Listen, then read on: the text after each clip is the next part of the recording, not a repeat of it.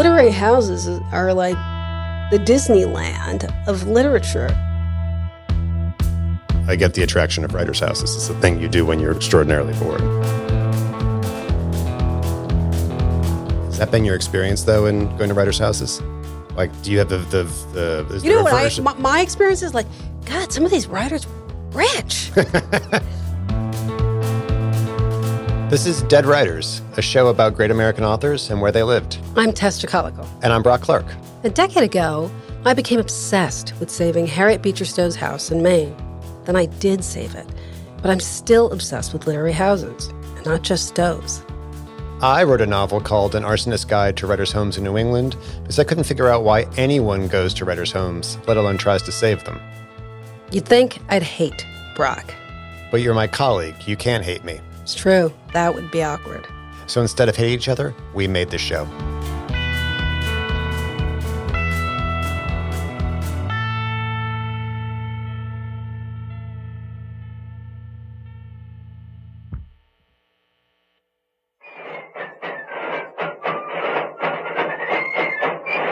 The American Civil War starts with a knock at the door on 63 Federal Street in Brunswick, Maine in 1850.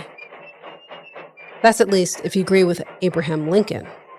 Not exactly what most history textbooks say, but that's what President Lincoln thought when he met the anti-slavery writer Harriet Beecher Stowe in Washington, D.C. in 1862.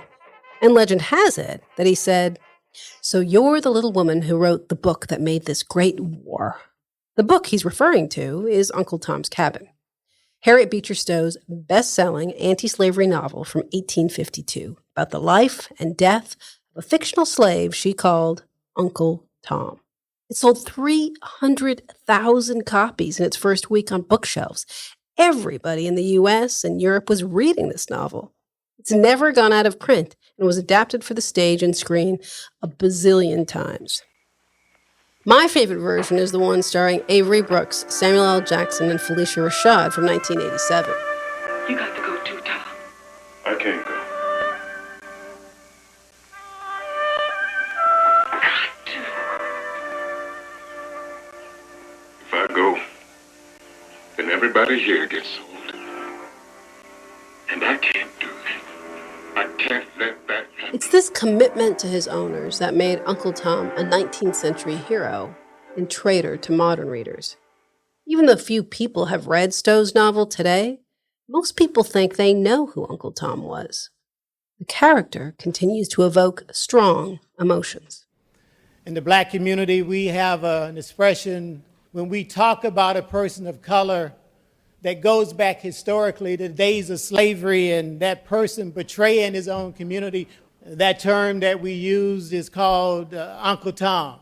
That was Democratic Senator Emanuel Jones from Georgia railing against Supreme Court Justice Clarence Thomas in 2023. It's hard to imagine another novel being credited with having such a huge political impact. Maybe only the Bible and Mao's Little-Red Book compare. As a professor of American literature, I think a lot about the books that changed American history. Over the years, I've also become fascinated with literary houses, or writers' homes, or whatever you want to refer to them as, the actual spaces where books like Uncle Tom's Cabin were written, the places where the magic happened. This interest has grown during my time at Bowdoin. A lot of the 19th century writers that I work on went to college here and at some point lived in Brunswick, Maine, where I live today. My casual interest tipped over into obsession a few years back, starting with the Harriet Beecher Stowe house here in town. It's not the most famous of Harriet Beecher Stowe's old houses. She didn't live here very long, but it's the house where she wrote Uncle Tom's Cabin, and that's huge for me, but not for everyone. Remember Brock from the start of the show?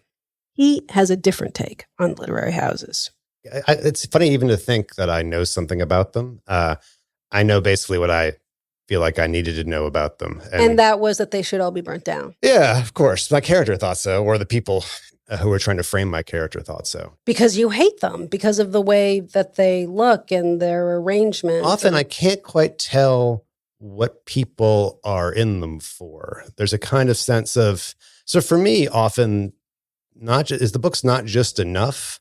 It's the only thing that matters. And so when people go so do people go to writers' houses because they really love the book and they want to see what's behind it? Or is going to writers' house as a kind of substitute for the book? Is it kind of a weird nerdy book nerdiness? Or is it it's raining for the 10th day in Maine, so therefore I have to go do something. So I'm going to go to this thing, which makes me feel artsy, virtuous. Yeah.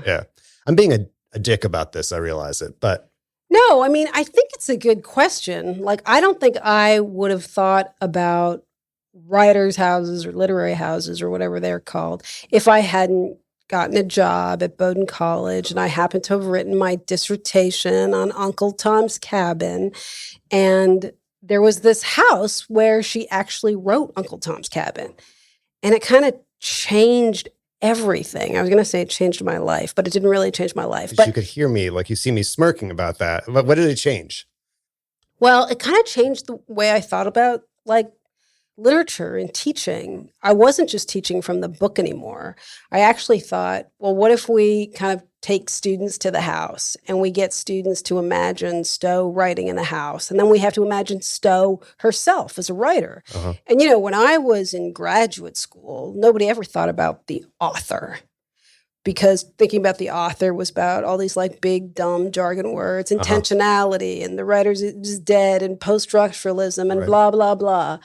So this was the opposite of all that. This was, we are going to come to the novel through the place where she lived, and then kind of experience the novel that way. We're still reading the novel, but we're reading it at the house and the place where she wrote it. But it's sort of antithetical to what I go to for in literature, which is a sense of mystery and fun and not. But then again, it's also the thing you do sometimes when you're extraordinarily bored.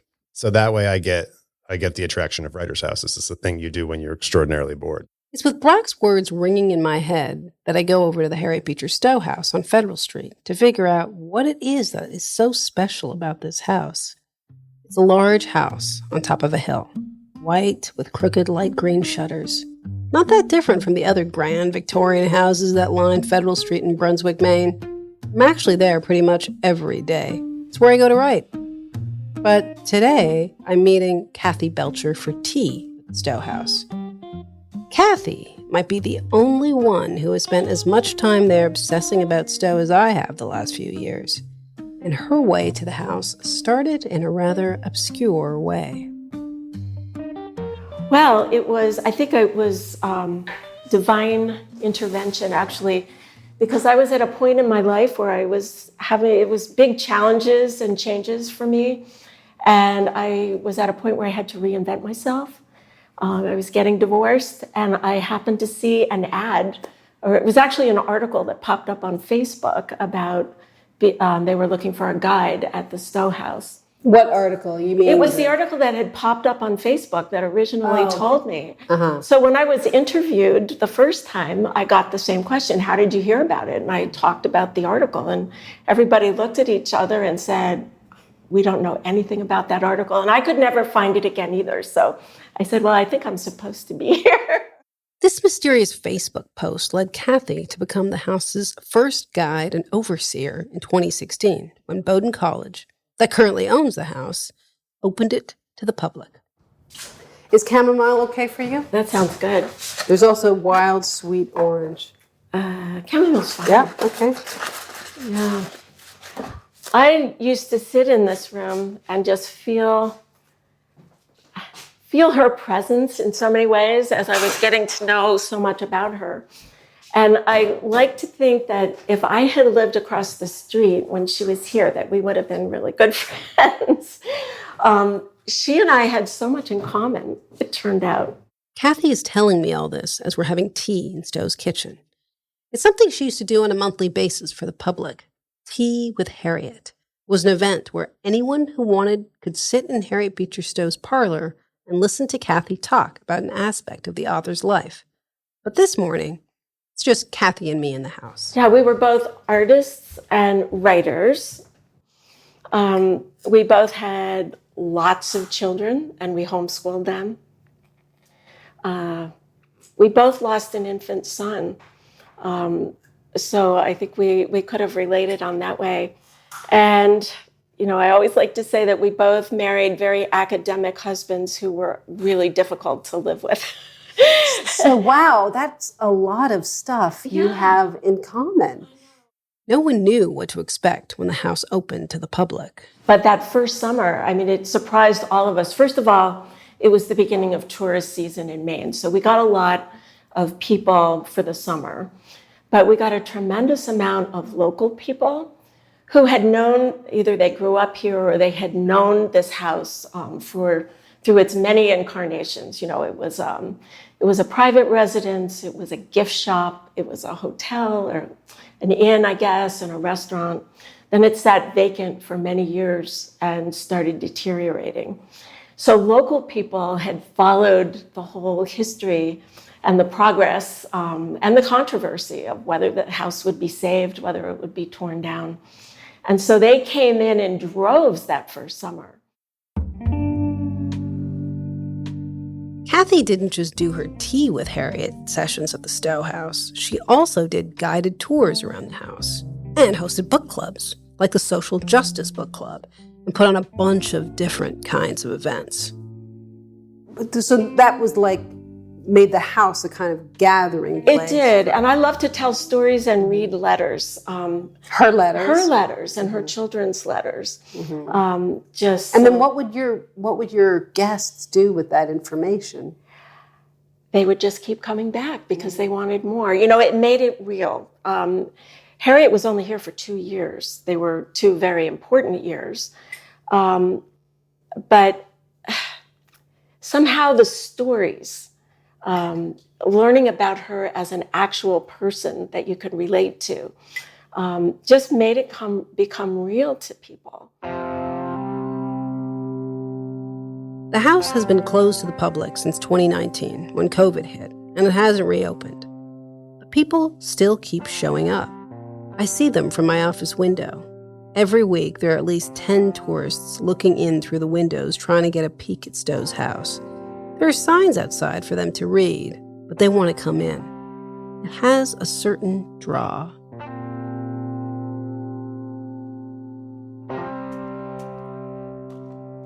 I'm in special collections on the 3rd floor of Bowdoin's library, where precious old papers and books are stored. You're going to have to wash your hands. Yes, obviously.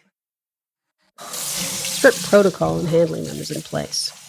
Librarian Marika Vandersteenhoven takes me into a mungy room on the 3rd floor. On the table, huge, oversized vanilla file. Clean. What are we looking at here? What are we looking at right here? Well, we have a couple of issues of the National Era. Which is the newspaper where Stowe first published. Wow, Uncle Tom's Cabin. It's a very big newspaper. It is a big newspaper. One of the things that I really love about my job is the physicality of everything, right? So I've pulled this out. Because, we're talking about Uncle Tom's Cabin in the collections. And so, of course, we pulled the National Era, and you can see in column form here. And this is the first column that Uncle Tom's Cabin appears on. And this is volume 5, number 25. And how this is not, it's actually not that much bigger than the New York Times or the Wall Street Journal, right? Yeah. I can get my, oh no, I didn't bring my Sunday Times. But yeah, no, it is not. Just thinner paper. It's thinner paper. What you're seeing is also, the evidence of age, which is the print is so small. The print must have had really good eyes back in the 19th century. Or the use of magnifying glasses and things like that. Part of Marika's job is to make sure the books, magazines, and other objects that the library has gets into the hands, the clean hands, of students and professors and other people who are interested. And because Bowdoin is just a few blocks from Harriet's house, and because her husband Calvin Stowe was a professor at the college, Bowdoin has a growing collection of things that relate to the Stowes. So what kind of joy does building a collection like this give you, Marika? Why collecting these old newspapers is important for anything. Why not just recycle them, you know? I mean, Right, because isn't that everything digitized and online? Exactly. Yeah. I mean, we've heard that a bazillion times. Yeah. Oh, this is such a big, fantastic question. I mean, I think that materiality matters. I think that there is something that happens when you touch this paper. And exactly what happened when we opened this folder, right? You start to notice, wow, this is big. Well, actually, maybe compared to what I know, it's not that big, but it seems big. What's big about it? Oh, it's the little letters, right? Like all of those observations that you're sort of just like spitfiring out are important, right? And that comes from the touch and the physicality. So it seems like Marika and I are pretty much on the same page. The book and the house go together. But I wonder what Brock would think. I feel like for me, the thing that makes me skeptical about writers' houses is it seems to try to solve something about the book which is full of mystery by going to a place that's tangible. I like it best when things mess up that project, that sense. So for instance, the Stowe house in Cincinnati, where I lived for a decade, it's across the street from this like sprawling marathon station. And the house itself, at least when I was there, was often, the grounds were weed choked. I really like that a whole lot because so whatever sanctity is involved with the house, the gas station, people buying their like Funyuns and their Fritos and they're filling up and there's the whiff of gasoline everywhere, made the whole thing a lot more interesting. I think that makes sense. And I think that that's actually now explaining to me why the Stowe house in Maine is different from all those other Stowe houses, because she had a lot of houses, weirdly. Yeah. You know, she was like stocking them up. Considering she was like itinerant. Yeah. Yeah. And being But, dragged around by her. Florida, Yeah. Cincinnati, Hartford, she had these houses. And the house in Maine is the only one she didn't own that's been preserved as much as it's been preserved. And it's where she wrote Uncle Tom's Cabin, Right.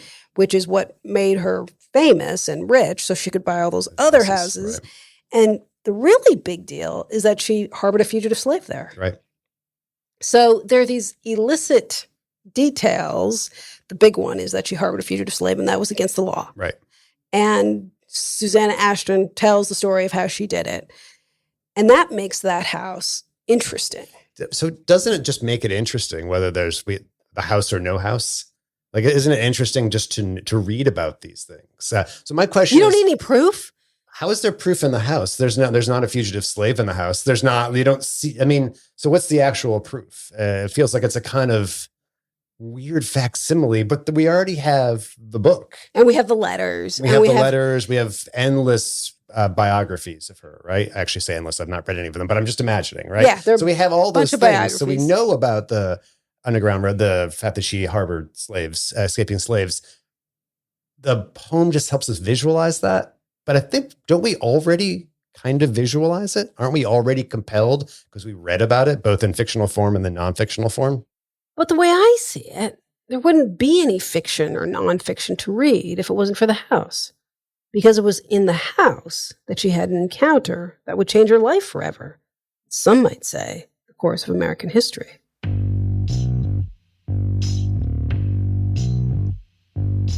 It was late one evening, in December of 1850, when Harriet heard a knock on the door. She was alone with her kids. Her husband, Calvin, was still in Ohio working. She opened the door and, for the first time, saw John Andrew Jackson, fugitive slave from South Carolina, on his way to freedom, Canada. I may mention that during my flight from Salem to Canada, I met with a very sincere friend and helper who gave me a refuge during the night and set me on my way. Her name was Mrs. Beecher Stowe. She took me in and fed me and gave me some clothes and $5. She also inspected my back, which is covered with scars, which I shall carry with me to the grave. The Fugitive Slave Act became law a year earlier, and it changed everything. Harriet was outraged. When the Fugitive Slave Act passed, all fugitives who had made it north were in more danger because white folks were bound by law to turn them in. The Fugitive Slave Law brought slavery home to people who thought they didn't have anything to do with slavery. There was no longer any state in the U.S. where slavery wasn't present. There was no such thing as a free state anymore. Remember when I was talking to Brock about Susanna Aston? She's a professor in the English department at Clemson University and has just written a book about John Andrew Jackson's life and escape. So I called Susanna to find out how she tracked John Andrew Jackson's movements around Brunswick that December, from the house of a local minister called the Reverend Upham, a few blocks up the road to Harriet's door. She opened the door to Jackson, and she let him in. And so back then, I guess they didn't have iPhones, so nobody warned her in advance that he was coming. So she just opened the door. Yeah, it literally would have come out of the blue. She would have knocked on. Yeah, somebody just opened. She just opened the door, and he said, I've come from the Uphams. They sent me here, and she doesn't hesitate. She brings him in. Had she done something like that before? I mean, I just wonder why the Uphams thought that this woman living by herself in this big old house with 4 kids would be up for this. For Stowe was very close friends with the Upham family. The Upham family had a bunch of adopted children. Harriet Beecher Stowe had a bunch of kids. They were very beloved neighbors and friends very quickly.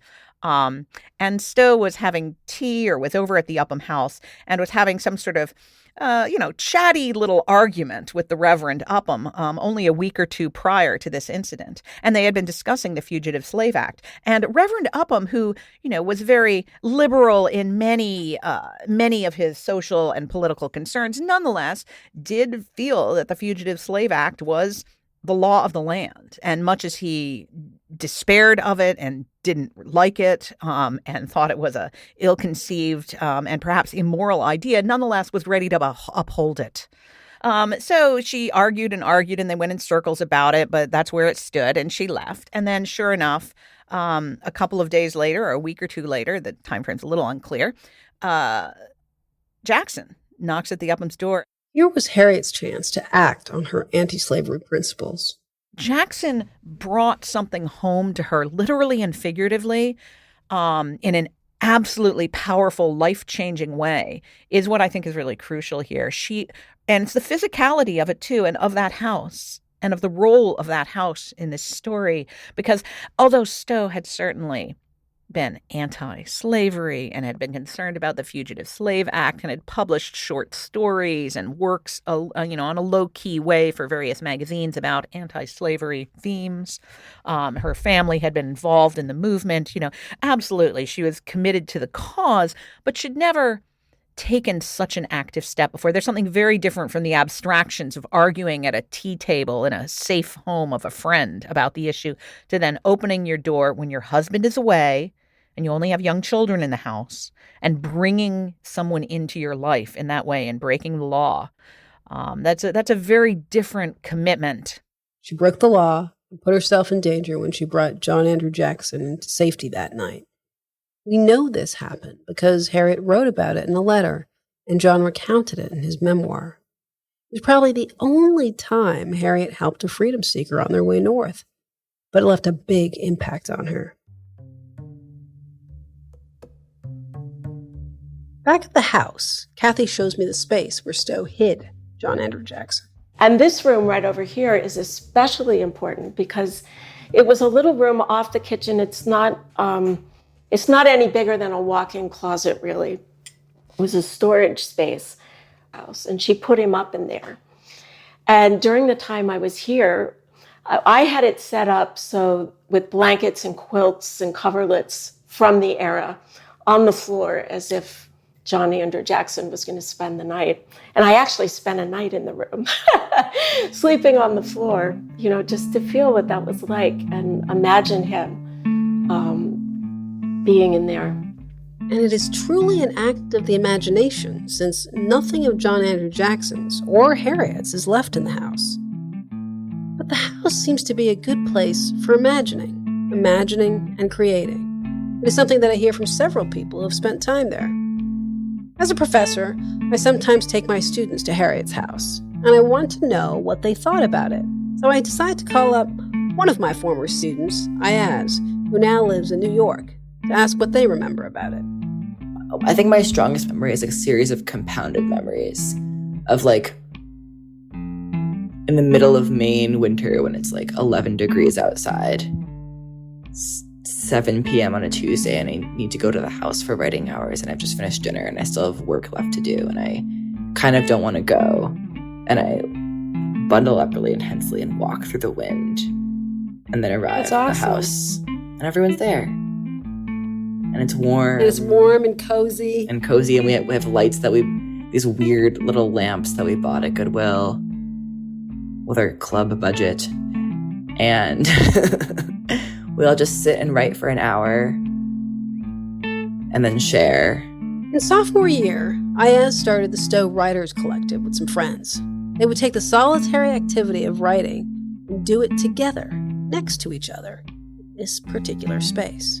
I think there was something that was exciting about how Stowe had spent such little time in Maine or something. Like, there was something really magical about thinking of her as a mother without a writing desk, with all these kids around her all the time, with her husband working, and somehow she found the time to write.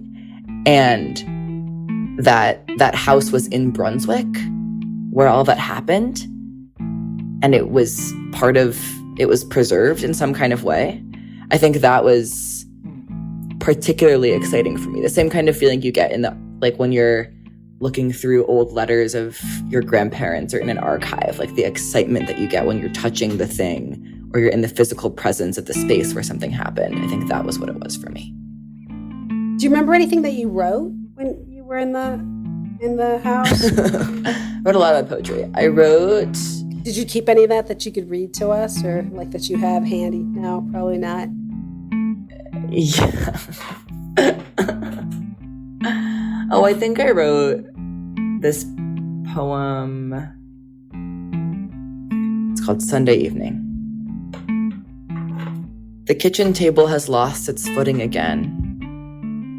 Over dinner, the plates laced with olive oil and honey, the chiseled oak bears its scars bravely, not unlike glacial striations, carved like fingernail scratches into smooth rocks.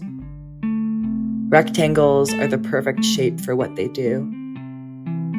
The boy shuffles the cards. During the time that members of the Stowe Writers Collective spent in the house, the story of Uncle Tom's Cabin fell into the background. The house became more about writing between classes, surrounded by friends and strangers. So, a literary house doesn't have to be a place where we go to worship a long-dead capital W writer. This is the house where John Andrew Jackson found refuge for a night, stop on his journey to freedom. Meeting him here inspired Stowe to write Uncle Tom's Cabin. No wonder Lincoln thought that it was her book and not his decision to blow up Fort Sumter that started the Civil War. Which doesn't seem too far off from Brock's arsonist approach to literary houses. Brock's protagonist, after all, never meant to burn down writers' houses, just like Stowe didn't mean to start a big war. Lo and behold, they did. You've listened to Dead Writers, with me, Tess Chicalico. And me, Brock Clark. Our managing producer and editor is Lisa Bartfai. Cedric Wilson has created our theme music and mixed the show. Ella Jones is our web editorial intern. And a very special thanks to our generous sponsors, Bath Savings, and listeners like you. You can find more information about the writers, their books, and their houses at our website on mainpublic.org. Thanks for listening.